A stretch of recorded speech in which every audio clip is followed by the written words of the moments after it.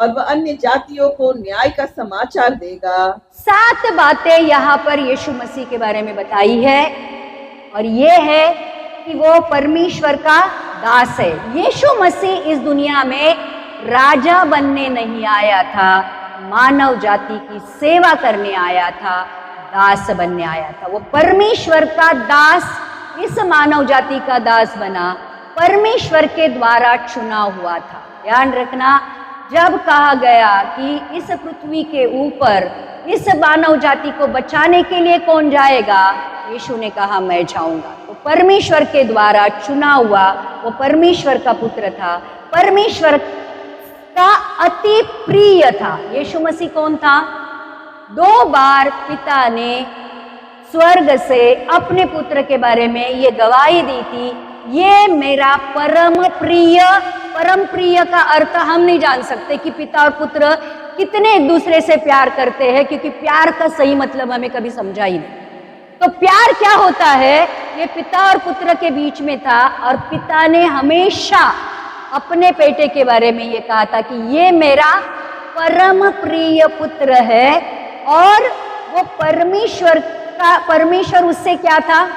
प्रसन्न था। ये मेरा परम प्रिय पुत्र है जिसे मैं अति प्रसन्न हूं। देखो, हर एक शब्द की गहराई को अगर समझोगे तो आप जानोगे कि यीशु मसीह पिता का परम प्रिय पुत्र था जिससे वो अति प्रसन्न था।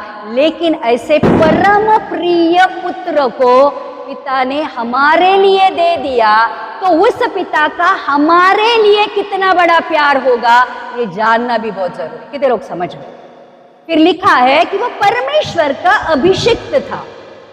देखो, भले यीशु मसीह त्रयक का एक भाग था, पिता पुत्र पवित्र आत्मा, लेकिन इस दुनिया में आकर मनुष्य के रूप में जीकर परमेश्वर वाला काम करने के लिए यीशु मसीह को भी पवित्र आत्मा की जरूरत थी।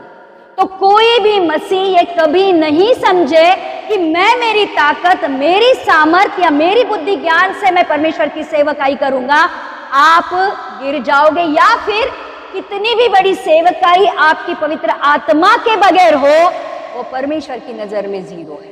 अगर यीशु मसीह को भी अपनी सेवकाई करने के लिए पवित्र आत्मा की जरूरत थी, तो हमारे जैसे सेवकों को या हमारे जैसे मसीह लोगों को परमेश्वर के पवित्र आत्मा की सामर्थ्य की जरूरत है। इसीलिए जैसे परमेश्वर का आत्मा यीशु मसीह के ऊपर उतर कर आया, पिता ने हमें विश्वास करने के बाद उसके पुत्र बनने के लिए